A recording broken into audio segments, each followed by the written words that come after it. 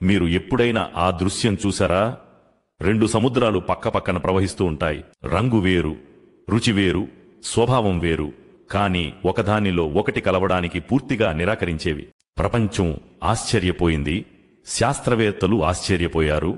నీటిని నీటితో కలవనీయని ఆ తెర ఏమిటి?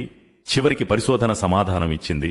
ఈ అద్భుత దృశ్యం ప్రపంచంలో ఎన్నో చోట్ల ఉంది.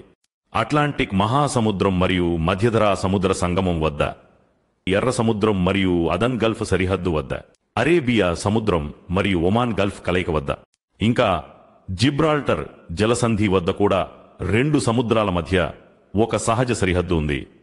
శాస్త్రం చెప్తుంది, ఎక్కడో ఉప్పుతనం శాలినిటీ తేడా ఉంటుంది, ఎక్కడో ఉష్ణోగ్రత టెంపరేచర్ తేడా, ఎక్కడో ఘనత్వం డెన్సిటీ తేడా, లేదా సముద్ర ప్రవాహాలు. వీటి వల్ల రెండు నీళ్లు పూర్తిగా కలిసిపోవు. శాస్త్రవేత్తలు ఒక ఆశ్చర్యకర విషయం గమనించారు. కొన్ని చేపలు ఆ సరిహద్దును దాటి వెళ్లగానే షాక్తో వెంటనే చనిపోతాయి. కొన్ని వెనక్కి తిరిగి వస్తాయి, కొన్ని అయితే ఆ మరో నీటిలో అసలు బ్రతకలేవు. కాని ఆశ్చర్యమేమిటంటే, ఈ శాస్త్రీయ సత్యం 1400 సంవత్సరాల ముందు ల్యాబ్లు లేకుండా, పరిశోధనలు లేకుండా మనిషికి ముందే తెలియజేయబడింది. అల్లాహ్ ఖురాన్లో ఇలా తెలియజేశాడు, రెండు సాగర జలాలు పరస్పరం కలిసి ప్రవహించేలా వదిలిపెట్టినవాడు ఆయనే. అయితే ఆ రెండింటి మధ్య ఒక అడ్డు తెర ఉంది, దాన్ని అవి దాటిపోవు.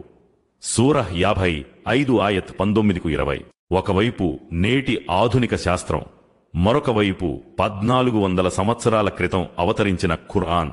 మానవుడు సాధనాల్లేకుండా, జ్ఞానం లేకుండా ఉన్న రోజుల్లోనే ఇదే సత్యాన్ని చెప్పేసింది. అల్లాహ్ యొక్క ఈ సూచనలు కేవలం ఆశ్చర్యపరచడానికి కాదు, మనుష్యునికి గుర్తు చేయడానికి. సముద్రాలకు సరిహద్దు పెట్టిన ప్రభువు, మన జీవితం, మరణం, విధి అన్నిటికీ యజమాని ఆయనే. మనిషి కోసం నిజమైన విజయం ఏమిటి? అతడు ప్రపంచ రహస్యాలను కనుగొనడం కాదు, మరణానికి ముందే ఒక సరైన నిర్ణయం తీసుకోవడం, తన ప్రభువుకి నిజమైన విధేయత చూపడం, నిజమైన పశ్చాత్తాపం తౌబా చేయడం, నిజమైన విశ్వాసం ఈమాన్ తీసుకురావడం. ఎందుకంటే ఆ ఒక్క నిర్ణయంతోనే నరకానికి దారి మూసుకుపోతుంది మరియు పరలోక ద్వారం తెరుచుకుంటుంది.